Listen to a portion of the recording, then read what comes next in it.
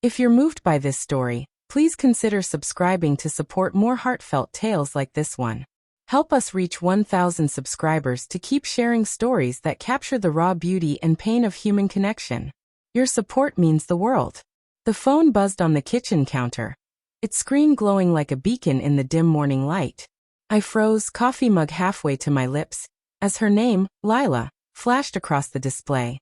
My heart lurched, not with the warmth it once held, but with a jagged edge of dread.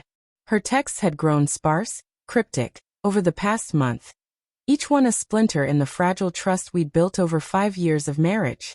This one was different, though. The words burned into my retina. "I'm sorry, Nate. I sold the ring. I needed to." My breath caught, the mug trembling in my hand. The engagement ring, my grandmother's, a delicate band of gold with a sapphire that shimmered like Lila's eyes on our wedding day, was gone. And with it, something deeper began to crack.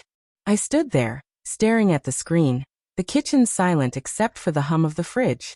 My mind raced, piecing together fragments of the past few weeks. Lila's late nights at work, her sudden weekend trips with friends. The way her laughter had dimmed when she looked at me. I'd chalked it up to stress, to the grind of life pulling us in different directions. But now, her text sat like a confession, incomplete and taunting. Needed to? For what? I typed back, my fingers shaking, but no reply came. The silence was louder than any answer. The day blurred into a haze of questions.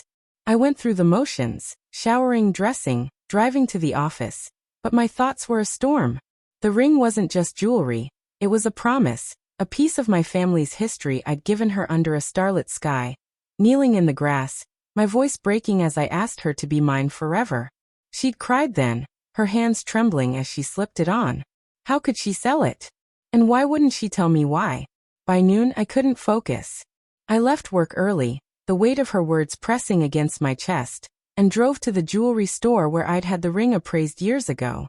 The bell above the door jingled as I stepped inside, the air heavy with the scent of polished metal and old wood. Mr. Kessler, the jeweler, looked up from his loupe, his gray eyes kind but sharp. "Nate, good to see you," he said, but his smile faltered when he saw my face. I explained, my voice low, unsteady about the text, the ring, Lila's silence. His brow furrowed as he checked his records. "A woman came in 2 weeks ago," he said, flipping through a ledger. "Sold a sapphire ring matching that description. Paid in cash. She was in a hurry." My stomach twisted. "Did she say why?" I asked, already knowing the answer would hurt. Kessler shook his head. "Didn't say much. Just that she needed the money fast." I left the store, the winter air biting at my face, and sat in my car, gripping the steering wheel until my knuckles whitened. 2 weeks ago. That was when Lila had told me she was visiting her sister in Portland for a girls' weekend. I'd believed her, hadn't I?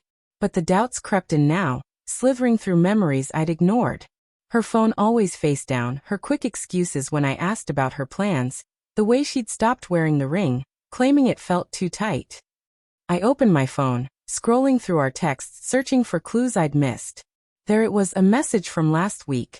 "Heading out with Jen. Don't wait up." Jen. Her old college friend. Or so she'd said. I called Jen. The phone rang twice before she picked up, her voice bright, oblivious. "Nate. What's up?" I didn't waste time. "Was Lila with you last weekend?" A pause, too long, too heavy. No," Jen said, confusion lacing her words. "I haven't seen her in months." The world tilted. I thanked her, hung up, and sat there, the car's heater humming as my heart pounded. Lila had lied. But why? And where had the money gone? That night, I waited for her. The house felt too big, too empty, the couch where we'd once curled up together now a cold expanse. When she walked in at 10 p.m., her cheeks flushed from the cold, I didn't move. "Hey," she said, her voice too light, like she was stepping around broken glass. She dropped her bag by the door, avoiding my eyes.